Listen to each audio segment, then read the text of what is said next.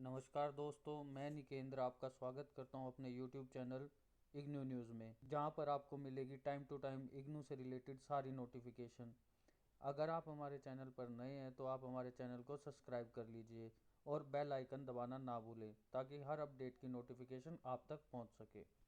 दोस्तों, आज हम इस वीडियो में बात करेंगे इग्नू से MSc जियोलॉजी के बारे में। ये कोर्स आप इग्नू से कैसे कर सकते हैं, इसकी क्या एलिजिबिलिटी है और इसका सिलेबस क्या क्या है। इन सभी टॉपिक्स के बारे में आज हम लोग इस वीडियो में बात करेंगे। तो जैसा कि आप जानते हैं, इग्नू में 2025 का जो सेशन का एडमिशन है वो चल रहा है और इस प्रक्रिया की लास्ट डेट 31 जनवरी तक है। जैसे ही आप इस पेज को खोलते हैं, आपको ऊपर ही click here for new registration का बटन दिखाई देगा, जिस पे क्लिक करके आप अपना रजिस्ट्रेशन 2025 के लिए कर सकते हैं। लेकिन इस बार की जो सबसे बड़ी नोटिफिकेशन है कि आपको रजिस्ट्रेशन कराने के लिए BED ID मैंडेटरी है। BED ID मतलब डिस्टेंस एजुकेशन ब्यूरो ID। तो सबसे पहले आपको DEB ID क्रिएट करनी है। अगर आप ये आईडी बना लेते हैं तो ये आप एलिजिबल होंगे एडमिशन फॉर्म भरने के लिए। इसके अलावा हमें क्या क्या डॉक्यूमेंट चाहिए, आइए हम इसके बारे में बात करते हैं। इसके लिए आपके पास एक स्कैन फ़ोटो होनी चाहिए जो कि लेस देन 100 MB हो। इसके अलावा आप एक प्लेन पेपर पे सिग्नेचर कर लीजिए, उसकी भी आप एक स्कैन कॉपी रखिए। और आपके जो भी रिलेवेंट एजुकेशन क्वालिफिकेशन है उसकी भी एक स्कैन कॉपी आपको रखनी होगी। और यदि आपके पास किसी प्रकार का कोई एक्सपीरियंस है तो वो भी यहाँ पर आप अपलोड कर सकते हैं। दूसरा, अगर आप किसी भी कास्ट से, SC BC किसी भी कास्ट से बिलोंग करते हैं तो आप यहाँ पर उसकी स्कैन कॉपी भी अपडेट कर सकते हैं। कॉपी का स्कैन कॉपी का साइज़ क्या होना चाहिए वो सभी इसके आगे मेंशन है। जैसे कि आप देख पा रहे हो, SC ST OBC सर्टिफिकेट के लिए आपको 200 KB तक का स्कैन फाइल होना चाहिए।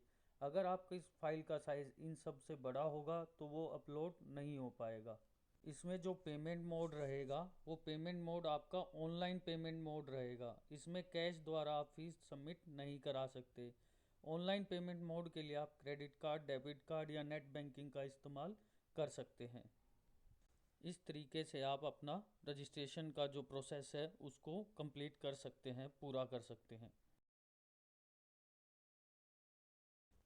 जैसा कि आप देख पा रहे हैं, जो इग्नू की जो एडमिशन की लास्ट डेट है वो 31 जनवरी दिखाई गई है, यानी कि आप 31 जनवरी तक अपना एडमिशन करा सकते हैं। यदि इसमें कोई फेरबदल होता है या इस डेट को एक्सटेंड किया जाता है तो उसकी भी आपको नोटिफिकेशन यहीं पर दिखाई दे जाएगी। दूसरी चीज़ आती है कि आपको DEB ID कैसे क्रिएट करनी है। आप जो ये लिंक देख पा रहे हैं, इस पर क्लिक करने के बाद आपको DEB ID कैसे बनानी है और उसका क्या प्रोसीजर रहेगा उसके बारे में आपको सारी डिटेल मिल जाएंगी। और यदि आप चाहते हैं कि इसके ऊपर एक वीडियो क्रिएट की बनाई जाए तो आप मुझे कमेंट सेक्शन में कमेंट करके बता सकते हैं, जो कि मैं आपको DEB ID कैसे बनाते हैं उसके रिगार्डिंग भी एक वीडियो अब हमारे चैनल पर अपडेट कर दी जाएगी। जैसा कि आप देख पा रहे हैं, ऊपर प्रोग्राम इन्फॉर्मेशन का एक टैब दिया गया है। जैसे ही आप इसके ऊपर क्लिक करते हैं तो आपके सामने एक ये पेज खुल जाएगा, जिसके अंदर आपको सारे प्रोग्राम्स की डिटेल दिखाई देंगी कि इग्नू के अंदर अंदर कौन से प्रोग्राम चल रहे हैं। जैसे कि आप देख सकते हैं, bachelor of Urdu, bachelor of art education, इस तरह तरीके से आपको बैचलर्स के कोर्स भी दिखाई दे जाएंगे।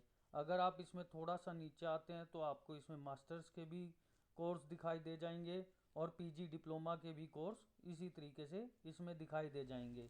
जितने भी इग्नू के अंदर प्रोग्राम्स होते हैं वो सारे, उनकी सब की जानकारी आपको इसी पेज पे मिल जाएगी।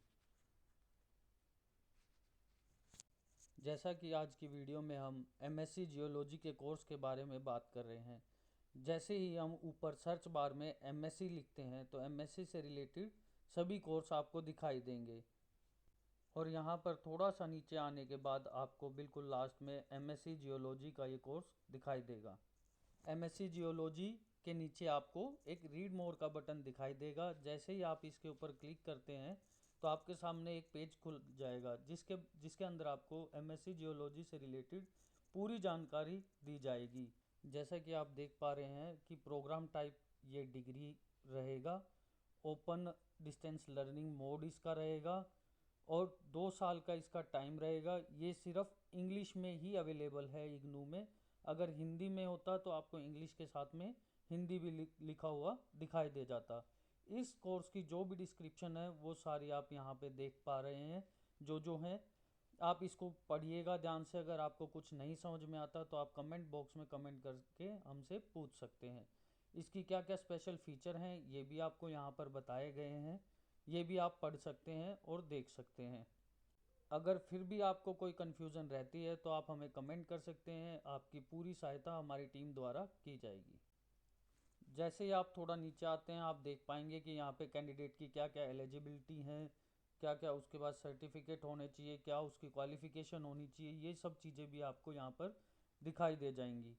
उसके नीचे अगर आप देख पा रहे होगे तो इसका फ़ीस स्ट्रक्चर भी आपको दिखाई दे जाएगा कि इसकी 14,200 रुपये पर एनम फीस रहेगी, जो कि आप यहाँ पे देख सकते हैं। अब हम बात करते हैं हमारे सबसे इम्पोर्टेंट टॉपिक कि इसका सिलेबस क्या रहेगा और सेमेस्टर कैसे रहेंगे। जैसे कि आप देख सकते हैं इस कोर्स में MZ001 इसका कोड रहेगा, मॉड्यूलर सेल बायोलॉजी। MZ002 इसका कोड रहेगा। इस तरीके से आप देख सकते हैं कि पहले सेमेस्टर में आपके ये सब्जेक्ट रहेंगे और दूसरे सेमेस्टर में आपके ये सब्जेक्ट रहेंगे।